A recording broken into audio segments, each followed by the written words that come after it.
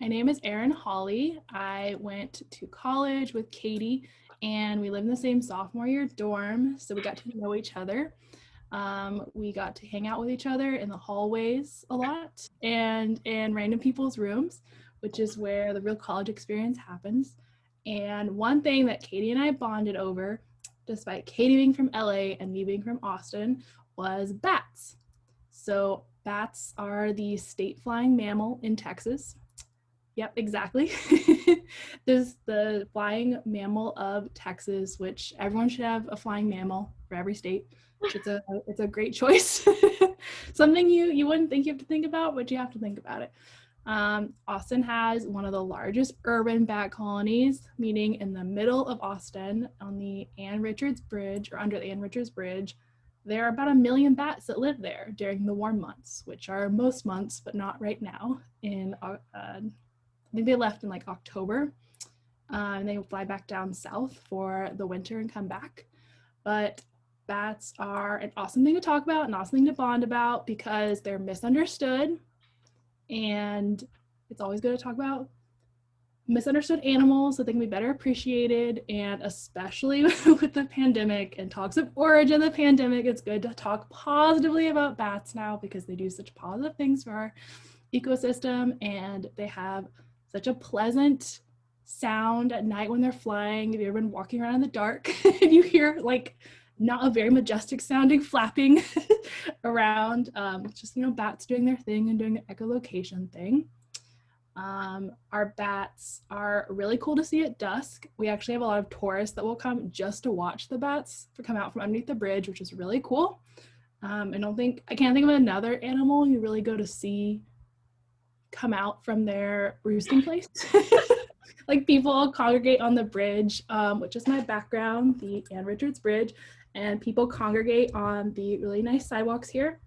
And as people are driving by, you stand on the sidewalk, and as the sun sets, the million or so bats, I think it ranges from like 750,000 to like 1.5 million bats, they come out and they make the delightful sound, the irregular flying, like flapping of their wings sound, and eat a bunch of mosquitoes, which is really awesome in Texas or anywhere. So that's really nice to have bugs be eaten. People use their bat guano for gardening, which is really cool. And they're just generally really cool. And I don't know everyone else, but at least where I went to school, in elementary school, like most people get the talk about like, don't go up near a bat if you see a bat on the ground. We have bat safety in Austin, making sure if you see a bat on the ground, it could mean there's something wrong with it because they're typically not on the ground. So that's of course, a danger with any animal, and every animal has its dangers. Bats are really cool, and they're really cute. And these bats have like really tiny little eyes and big giant ears because they're trying to hear echolocation. Whereas like other bats you might see might have giant eyes if they eat like fruit or whatnot. These bats go after tiny little bugs. They have little tiny little eyes and big giant ears, which are really cute. There are really cool groups here in Austin that work to rehabilitate them if they get separated or if they're orphaned or just need some extra help, that are really cool. And there are people that focus on bat conflict. So when people get scared, or like they might take drastic measures if they have a bat maybe in their attic or somewhere where it might be a little scary to have a bat fly around, or at least you think you might disrupt the bat a lot. There are people that specialize in bat conflict to help get the bat into a safer place. They really like buildings and attics because there's obviously lots of like dark places that are safe and warm to hide out. But they also like, of course, underneath bridges and in caves. I think the largest group of them is in San Antonio, and there are like 20 million of them in one cave, which is pretty impressive. So they obviously like caves like you've seen in Scooby-Doo movies. The Mexican free-tail bat, the bat specifically here in Austin, and they're kind of a big symbol. Like I think our hockey teams, surprisingly, we have a hockey team, and I think they're like the ice bats.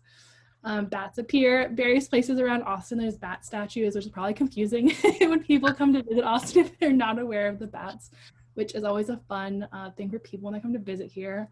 My parents just visited a couple years ago. They went without me, which I found incredibly offensive because it is like the place to bring me because there's vegan food and bats. Yeah, And it's like, personally, I have 2 bat tattoos.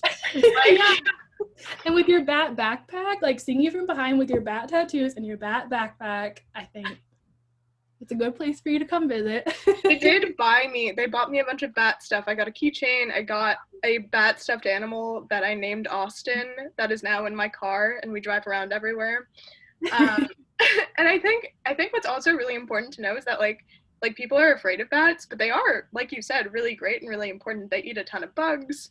They like are just generally this is an incredible fact. So there's about 6,000 species of mammal, just generally, and a quarter of those, around like 1,400 of them, are different species of bats.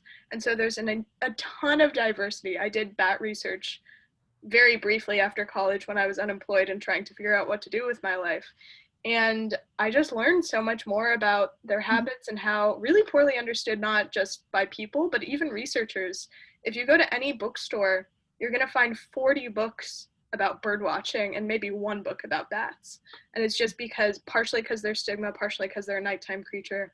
There's not a ton of research about them yet. We really don't understand a ton about how echolocation even works or about how their habitats function. So it's nice that Austin has a community that is positive and supportive of them. And the people I worked for indirectly were connected to BCI, which is the Bat Conservation International organization that is centered in Austin, that's founded by Merlin Tuttle. That is his real name. And he is like the foremost, like super cool old man who's like really into bats and has been a bat researcher for decades. And his work is centered in Austin. It's just, it warms my heart from a goth little bat lady perspective. That's awesome. I love that. Yeah, you can buy, we have a bat habitat, like a bat house attached to our house. And one year we did have a bat, which was really exciting, but there are not that many bats in my area. But it was really cool that one year we had a bat, and they just do their own thing. You don't really notice them, which is nice because a lot of creatures you do notice around here. But the bats just stay out of their way and they don't want to bother you. They just want to go and eat bugs and mosquitoes. And I hate mosquitoes, so it only feels fair to root for their predator. Exactly. And it's really interesting. I learned that bats actually were one of the few species who adapted super well to humans developing civilization, because bats have been around fucking forever. Like they've existed like a long time, which is why they're so diverse and there's so many species. But they adapted super well because, when trees were getting cut down, they were like, well, screw it. I am going to live in an attic, or I am going to live in a crawl space. I don't care. I don't care about people. I'm going to do what I want. And I think it's kind of interesting because we view things like rats and like other pests as really like cockroaches as really detrimental. And I think that's like also kind of sad because it's not their fault that we don't like them. But I think bats in particular are generally very benign, and they have this kind of reputation as being rabid, which isn't true. It's like less than 1% of bats, or like a much smaller percent than 1% of bats are actually rabid, and a ton die every year because people are just afraid of them. Yeah, and there's like, people also don't know, like there's like really easy things to do, protect yourself. So like one of our friends from school, like she had a potential bat bite from a bat that got trapped in her room, and like you don't obviously hold the bat, but you keep the bat so it can be held for 2 weeks to see if it shows any symptoms of rabies. And if it doesn't, then you know that you weren't exposed to rabies. You don't have to get the rabies vaccine. So like you just have to know what to do. Like obviously if you see a bat on the ground, you leave it alone, you ask for help. And if you have a bat in your room, you leave it there and have a professional come and like hold the bat for 2 weeks, make sure it's okay, and then everything's okay.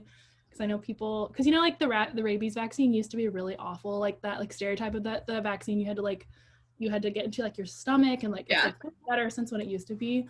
So yeah, obviously rabies is really rare, but like there are like pretty simple things that you can do if you think you might have been exposed, and there is a vaccine. Like you get it when you think you've been exposed, like you'll be okay. So yeah, it's not that big of a deal as far as like potential things you can get from animals. It's like there are things to do at the very least. Like there's a cure. It's way better than COVID, let me tell you. Yeah, and like there's other like there's plenty of things like that come from animals. Like there's still like the plague and whatnot, and there's not necessarily like a cure. Like there's plenty of things that come from animals that we deal with every day. So like it's not really fair that bats get like a big rap about it, because like raccoons can have rabies. Like a whole bunch of animals can have rabies. It's not just bats. Yeah. So thank you for this bat positive conversation. It's amazing catching up with you. And yeah, just thanks a bunch. Thank you for letting me talk about bats.